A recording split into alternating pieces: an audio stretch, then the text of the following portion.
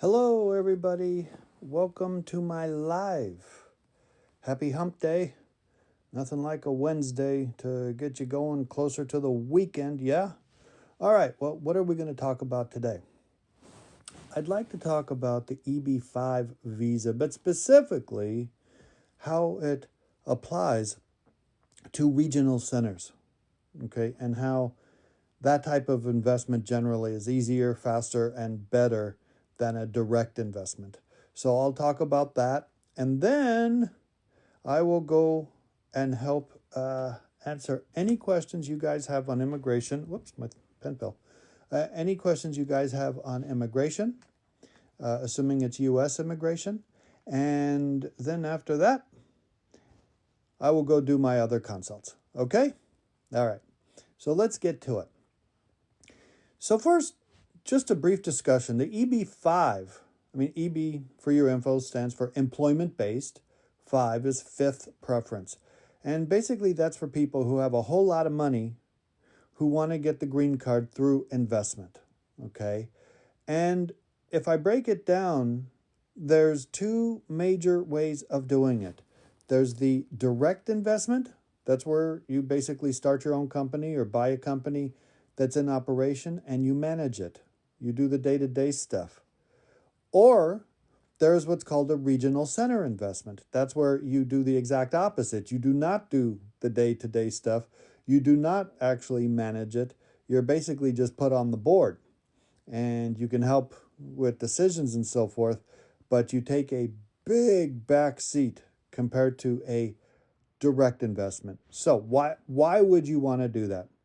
Well, first of all, when you think about it, a huge number of people who have the money around the world to try to get the green card, they don't really want to run their own company. You know, a lot of them they basically just want to buy their way in to get the green card. That's the bottom line, okay?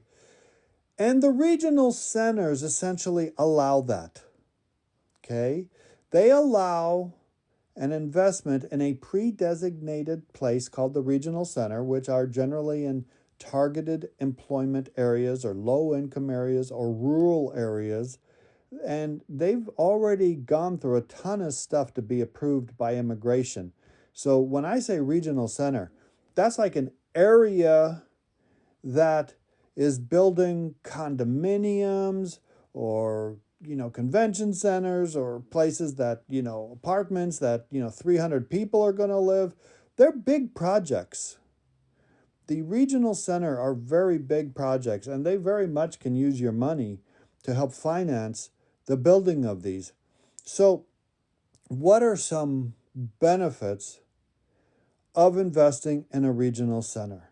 Number one, the amount of the investment is less than with a direct investment. And I'm not saying this is small. Obviously, it's not small, but it's $800,000. Okay, and if you have to pay $800,000 versus 1.1 million, well, that's several $100,000 less. So the amount of the investment is less. Secondly, you do not have to do the day-to-day operations. So, if you don't want to run your own business and you don't want to buy a business in operation and then start to manage it, regional center is your way to go. Okay? That means that when you invest the money, you're basically put on the board and you take a back seat. You're really a passive investor. The reality is you probably won't have to make any decisions. You probably won't have to do anything other than fund the money. Now, you're going to get a lot of mail and you're going to get a lot of opportunities to vote and so forth. But if you don't care, then just don't vote. Okay? So when you invest in a regional center, you really are just paying. The bottom line is you're paying for the green card. That's what you're doing. But if you have the money and you don't want to run your own business, that's the way to go. The next benefits, and I can tell you these are benefits because if you look at a direct investment versus the regional center, with a direct investment, you have to prove within 2 years there's going to be 10 qualified people that are going to be able to work for you full time, and you have to put their positions and what they're going to do, and you have to prove they're working for you. Well, you don't have to do any of that with a regional center. It's already essentially built into the process. It's already proven, okay? So you don't have to do that. So a lot of the evidentiary problems with a direct investment do not exist with a regional center. Now, the next question that I always get is, well, do you get your money back? Well, there's no guarantee, period. You might lose all $800,000.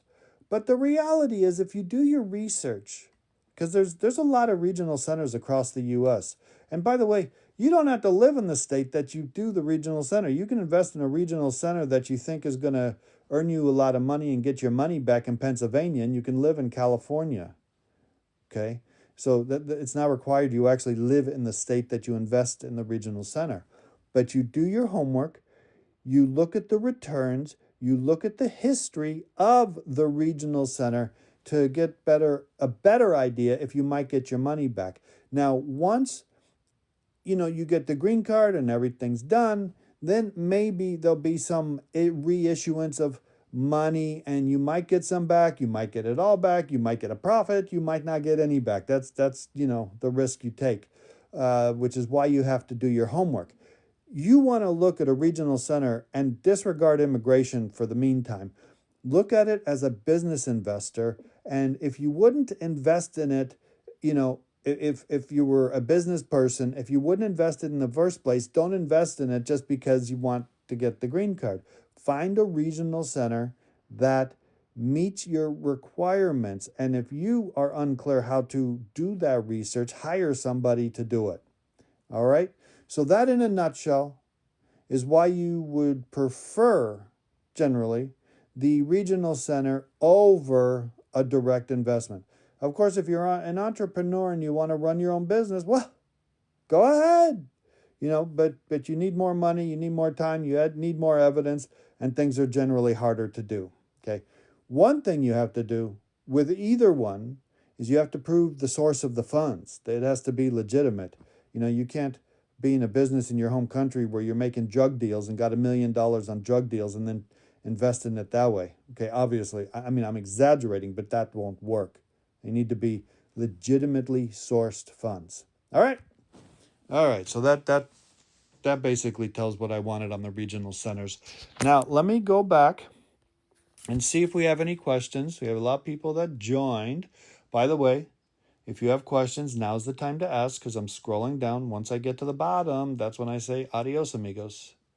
Okay, let's see. So be patient. I'm just going through all of the... And by the way, if anybody wants to have a consultation with me live in front of everybody else, let me know and I'll invite you in. Okay. Let's see. Okay. I'm still scrolling. This is where you got to be patient with me, because I got to scroll down. Okay. Well, universe, you're saying what's the return on investment? Well, that's the point. Okay, that's what I'm trying to tell you. I mean, imagine you asked me that if you invest in stock in ABC company. How can I tell you that? You need to do the research, because it's a pure business decision. Okay? It is a pure business decision. You need to look at the history, look at the charts and the graphs of how it's done over the last X number of years. See how old it is. See what the return is on prior investments. Okay? It's the same way you would research anything. So universe, I don't know what country you're from, but if you're going to research some business deal or invest in anything in your own country, would you just say, what's the return on investment? You would do research, because obviously if you ask the people who want your money, they'll probably say, give you a number that's higher or not realistic. So you have an independent person or company research and do all the necessary things. It's worth it. Let's say it cost you $2,000 to properly research a regional center. Okay, they will be able to tell you independently what the likely investment might be. Okay, research on your return on your investment. But they can't tell you exactly, just like nobody can tell you exactly when you invest in a company. Nobody. Okay, which is why you need to do your research. Okay? Alrighty. Let's see what else we have.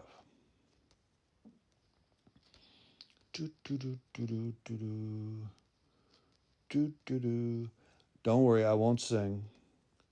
Okay, so going down, seeing if we have any more questions.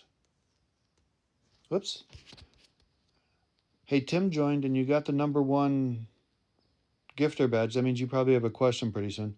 Okay, UK 12345 6. What's your consultation fee? Well, I have a couple. If you want a 20-minute consultation, it's $250. If you want a 30-minute consultation, it's $350. And if you retain my firm to do whatever it is that we're talking about, that money is deducted from the attorney's fees. What a deal. Okay, and believe me, a 20 or 30-minute consultation with me, you will get a tremendous amount of information. Just telling you. Okay, that's what happens after you've been doing this for 30-some years. You can cut out all the riffraff and get right down to business. Okay. Just a minute. If anybody knows how to just get the comments real quick, just let me know. Okay, just a second.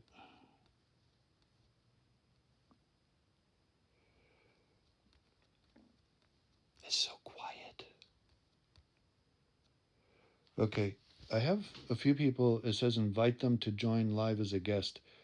Again, do you want me to invite you to have a consultation? I don't know. It's unclear to me. Okay. Speaking on investment, it's still doable, the EB-5, okay? But if I were to do it, if I were to go to another country, I'd likely invest in the regional center versus a direct investment. #1, because again, it's just easier. And if you want to eventually start your own business afterwards, you can do that after you get your green card and not be obligated to meet all the immigration requirements, which sometimes don't mix with real business requirements. Okay. Let's see. Okay. This is from UK 123456. It's hard trying to find an immigration national security lawyer. Okay, are you saying an immigration lawyer? I'm not sure what you're referring to exactly when you say immigration national security lawyer.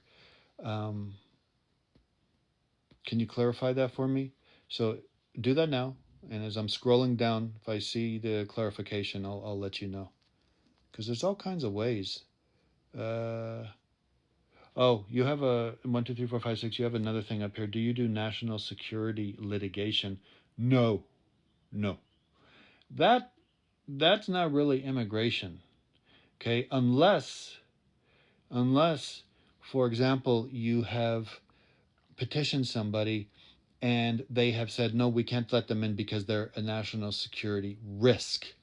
Okay, there are ways of fighting that if that's what you're saying. Okay, a lot of times, and unfortunately the way it is these days, if the name sounds like somebody else in a database, they'll just put a hold on it and they won't do anything. And so we can do writ of mandamus or we can do motions to reopen. I mean, in that respect, yes, but I'm not sure if that respect is what you're talking about. Okay. Well, thanks for the likes, guys. Okay, let's see. Well, back to you, UK 1, 2, 3, 4, 5, 6. It's probably hard to find what you're saying an immigration national security lawyer because I'm not sure you're referring to it properly. You need to explain more what you want, and then I'll tell you what kind of lawyer you need to get. Okay. This is from Big Legs Philip. USCIS going to stop working? Well, not that I know of. I mean, the law's the law. Okay. The law is the law. Um, and USCIS still petitions and adjudicates all of the stuff. We may have to prepare uh, in more detail certain things. We may have to argue more in certain things. Okay, but yeah, don't not file because you think that USCIS isn't there. I mean, I know that our current president is trying to consolidate and get rid of anything and everyone and every entity that doesn't agree with him. But the law is the law, and we still can fight it. Okay. So this is what I thought. UK 1, 2, 3, 4, 5, 6. You're talking about a national security denial. So we're talking about an immigrant or a non-immigrant that wants to come in the U.S. and was denied because of a national security risk. So there are ways to appeal that. Call my office. I'll let you know what it'll take. There are ways to appeal it. There are ways to make motions to reopen. There are ways to try to get the person in. Because if they're going to do a national security denial, they better have a good reason. Okay? I mean, and a lot of times they don't. So for example, and I exaggerate, if the guy is from the military of North Korea and he's coming to spy on political adversaries in the US, obviously that's a national security risk. But you're never going to have something that clear, okay? Realistically, the way things are these days, they'll say, well, the guy's name is Mohammed, so therefore he must be a national security risk, which is, a load of malarkey. Okay, so there are ways of doing motions to reopen and getting the case in front of where you need to. And if the organization, the administrative organization that denied it based on that fact, you bring it to federal court and you argue it in federal court, and then you can appeal that up to, a court of appeals. Okay. All right.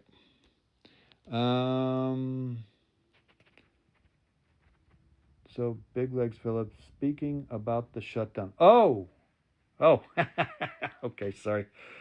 Sorry about that. It's unclear to me right now what parts of the government they consider to be, still running during the shutdown. And yes, you are correct. It is likely that a vast majority of the petitions that are there will sit there during the government shutdown. Okay, that's a fact. It doesn't mean that USCIS is going to disappear, but they're going to take a hiatus during the shutdown. And who knows? Maybe Trump wants that. Okay, who knows? He all but said he wants to inflict pain. Seriously. So we have to see. Come back to me in a day or two. I'll have a better idea to tell you. Okay. Okay. This is okay. So this is the same one that's a security risk you're talking about. It's an I-130 visa denial at the embassy. All right. So you have an embassy in some country that terrorism denial. Okay. So you have an I-130 that was denied based on a terrorism denial. So on what basis did they issue that? Is this person who you petitioned, part of some designated terrorist group? Is there documentation to prove that?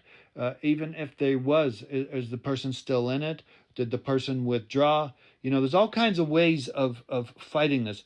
Most importantly, I need to see the denial. If they just denied it, let's say they just denied it based on terrorism and national security risk, but gave no reasons, that is not a valid denial. You can't deny a family-based petition because you think they're on a terrorism list and so forth. Okay? All right. Give my office a call. Okay, just a minute. This is from Oh My Gatos. Why is the BIA taking so long to respond to a motion to reopen?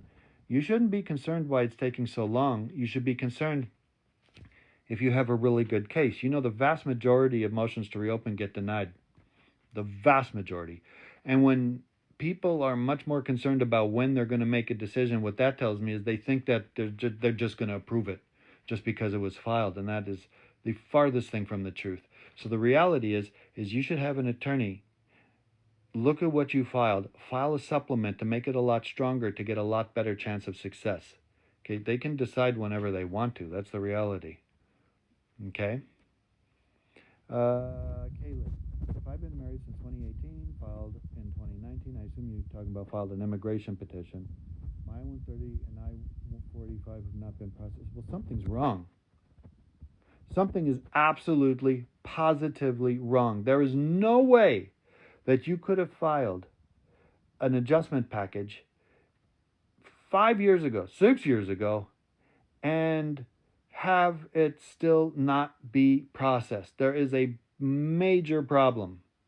Okay, I would have to do an inquiry in order to see what's going on, and then there's possible writs of mandamus or whatever. But honestly, I don't think you filed something properly. I don't even know if you have a receipt notice for both the I-130 and the 485. Okay, but you shouldn't have to wait this long. I mean, if it takes more than a couple years, there's a problem with a normal adjustment. Okay. And Kaylee, you say you were approved for your social. Well, that and work permit, that doesn't matter. That doesn't matter. All that means is that you filed the adjustment, and that's all they saw. That has nothing to do with the merits of the adjustment. Okay. And you say you don't have any criminal records, but what about the person that you're married to? Is it a U.S. citizen? And if they have criminal records, what are they? Okay. Kaylee, you did your question in like 20 different parts here. Just a minute. Okay, you and your spouse had 2 kids together, plus multiple other proofs. So you're telling me you have a bona fide marriage, no problem. Oh, you went to the interview. Oh, okay, so you did go to the interview and everything since 2020, but they've been sitting on it. Okay, so given that, given you went to the interview and they've been sitting on it for all these time, you absolutely should do a writ of mandamus. And I can tell you, of the writ of mandamus that I do where I sue immigration in federal court, 99% end up resolving themselves before we get in front of the judge. Because the U.S. attorney does not want to stand in front of a federal judge and say, well, Your Honor, we just need a little more time to adjudicate this. It's been 5.5 years, but, we just need a little more time. No, they're not going to do that. So they generally contact me before they have to legally answer and go, what can we do to resolve this? I go, well, make a decision. Okay, if you're going to deny it so we can do the appeal or so forth. You can't just be in limbo the whole time. The immigration has a duty to act under the Administrative Procedures Act. They can't just sit there forever. And that's what's happening to you. You don't have to wait. Okay. And UK 12345 you're saying you don't know why and they just said it. Well, this case is ripe for reopening and doing various appeals. You can't just deny it for no reason. And I can't tell you how much it'll cost. I need to see more information. Okay. Well, Kaylee, if you paid multiple lawyers to inquire, maybe you're not looking for the right lawyers. Why keep paying for them to inquire? I can tell you what the problem is. The problem is they're improperly sitting on it. You need to do a writ of mandamus, and then after you do the writ of mandamus, you need to do a motion for EB-5 fees so that you get all your attorney's fees back. That's what you need to do. Forget the inquiries. They're not listening to inquiries. Okay? Some of the best lawyers in your state, are they the best immigration lawyers? Do they do litigation? I mean, they could be some of the best business lawyers in town, but if they don't do litigations or writ of mandamuses, well, there you go. Okay? The best route for you to take is to hire an attorney to do writ of mandamus. Boom! There you go. All right? You're welcome. How do you book a consultation with me? Well, you can call my office, 562-495-0554, or you can email, or you can self-schedule, belearner.timetap.com. Say that fast 5 times, okay? All right. I think that we have answered all the questions. If I haven't completed the question that you asked me, contact me. There's multiple ways. I mean, you can even contact me on TikTok and put a comment or whatever, and I'll answer you. All right? All right, well, that does it. So everybody enjoy the rest of your Wednesday, and until the next time.